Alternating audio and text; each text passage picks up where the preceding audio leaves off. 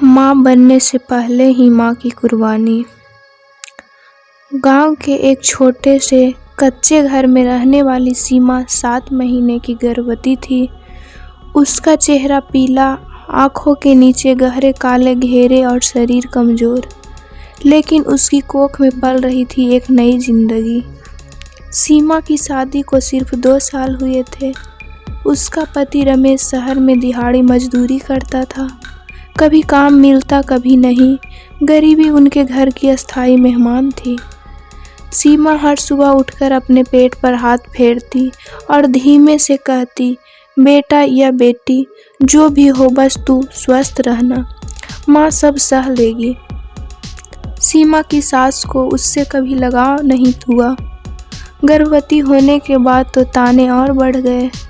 कामचोर हो गई है, दिन भर पड़ी रहती है। हमारे ज़माने में औरत खेत में भी जाती थी। सीमा चुपचाप सब सह लेती, क्योंकि उसे पता था अगर वह बोलेगी तो उसका बच्चा और भी मुश्किल में पड़ जाएगा।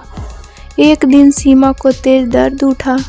पास की दाई ने कहा, बहू खून की कमी है, दवा और दूध जरूरी है।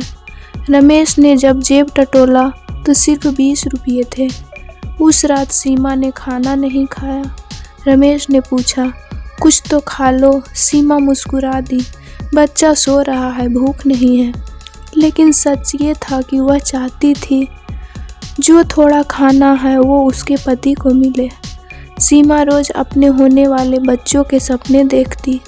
उसे पढ़ाएगी, अच्छे कपड़े पहनाएगी, कभी किसी के आगे हाथ नहीं फैलाने देगी।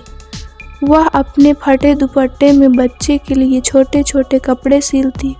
हालांकि उसे पता नहीं था कि वह उन्हें पहनते देख पाएगी या नहीं। 8वें महीने की एक बरसाती रात तेज दर्द उठा। सीमा जमीन पर बैठ गई। चीखने की आवाज़ सुनकर पड़ोसी आए, लेकिन अस्पताल 15 किलोमीटर दूर था। ना एम्बुलेंस, ना पैसे। सीमा दर्द से तड़पती रही। उसका हाथ अपने पेट पर था और होठों पर बस एक बात, मेरे बच्चों को बचा लो, मुझे कुछ हो जाए। सुबह जब सूरज निकला तो उस घर में एक बच्चे की रोने की आवाज़ थी, लेकिन सीमा की नहीं। सीमा ने अपने बच्चों को जन्म दे दिया था, पर खुद इस दुनिया को अलविदा कह चुकी थी। रमेश की गोद में नवजात बच्चा था और आंखों में आंसू। सीमा, तुम तो कहती थी माँ बनोगी। गांव वालों ने कहा गरीब ने मार दिया, लेकिन सच ये था, एक माँ ने अपने बच्चे को जिंदगी देने के लिए अपनी जिंदगी दे दी।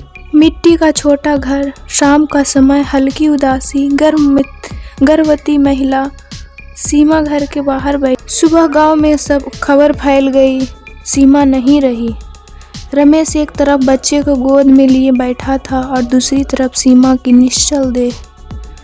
उसने कांपते हाथों से सीमा के माथे को छुआ। तुम माँ बन गई, लेकिन अपनी गोद नहीं देख पाई। कुछ औरतें माँ बनने का सपना देखती है और कुछ औरतें माँ बनकर सपना खुद बन जाती है।